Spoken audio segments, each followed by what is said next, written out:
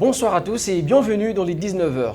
À la une de l'actualité, Fédération congolaise des luttes associées, retour triomphal de Léopard Lutte à Kinshasa après une belle campagne au championnat d'Afrique de lutte Égypte 2026.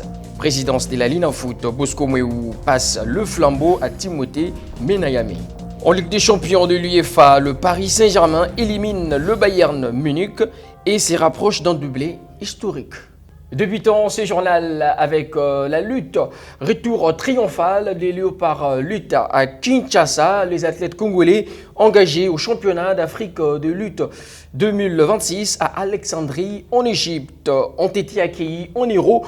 C'est jeudi matin après une campagne exceptionnelle marquée par une récolte historique de 16 médailles dont 6 en or. Une performance XXL pour la délégation de la RDC forte de 24 lutteurs envoyés par la Fédération congolaise des luttes associées FECO Luta qui signe ainsi l'une des plus grandes pages de son histoire. Des retours au pays, le champion ont été reçus par le ministre du Sport et Loisirs, Didier Boudjimbou, en attendant une éventuelle cérémonie d'hommage au plus haut niveau de l'État.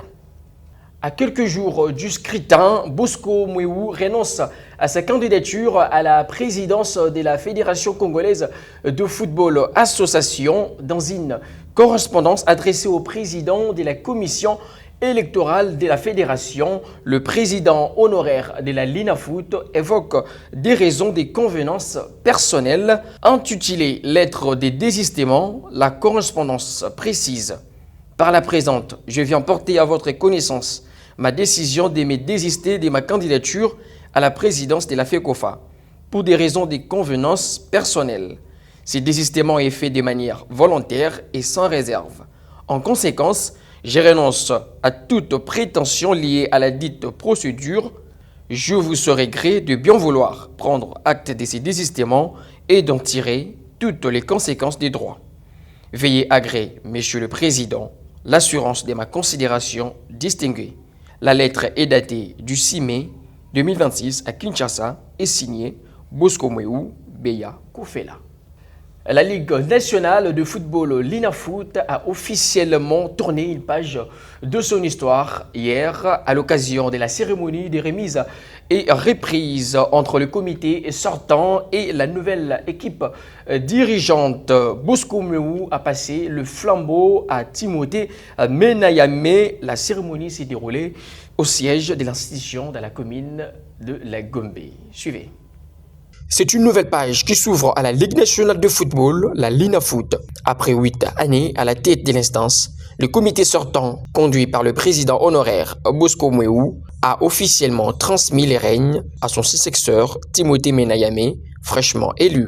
Élu le 4 mai 2026, à l'issue d'un scrutin serré organisé sous l'égide de la FECOFA, Timothée Menayame s'est imposé au second tour par 65 voix contre 63 face à Delphin Kikouni après un premier tour très disputé, marqué par la présence de 3 candidats, dont Jean-Claude Boyoto. Cette transition marque la fin de 8 années de gestion de Bosco Mweu et l'ouverture d'une nouvelle ère pour le football congolais. Le nouveau président est désormais attendu sur les défis majeurs liés à l'organisation du championnat et à la gouvernance de la LINAFOOT.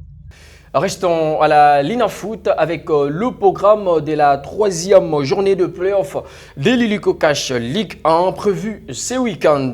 Vendredi à 15h au stade Tata Raphaël, l'association sportive Vita Club tentera de relancer face au football club Saint-Éloi Lupopo après 2 défaites consécutives. Samedi, toujours au stade Tata Raphaël à 13h, le football club Les Aigles du Congo accueillera le cercle sportif Don Bosco, tandis que le tout-puissant Mazembe sera opposé au Céleste Football Club à 15h. Le même samedi à 15h, à Lubumbashi, l'association sportive Maniema Union recevra l'association sportive Simba au stade TP Mazembe. Au classement après 2 journées, le Kambelembele Boys sont à tête avec 6 points, suivi des Samouraïs avec 4 points, à égalité avec les Cheminots qui complètent le top 3.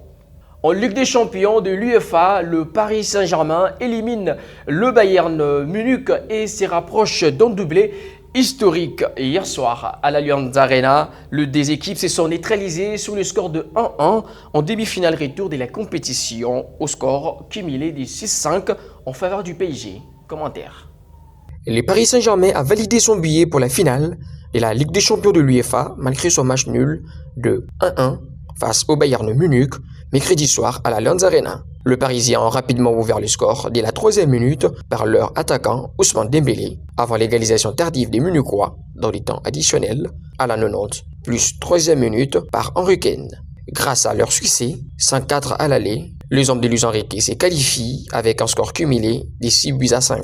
En finale, prévu le 30 mai à Budapest, en Hongrie, le PSG affrontera Arsenal, qualifié pour sa première finale des Ligues des Champions depuis 20 ans. Le Parisien reste ainsi en course pour un doublé historique dans la plus prestigieuse compétition du club européen.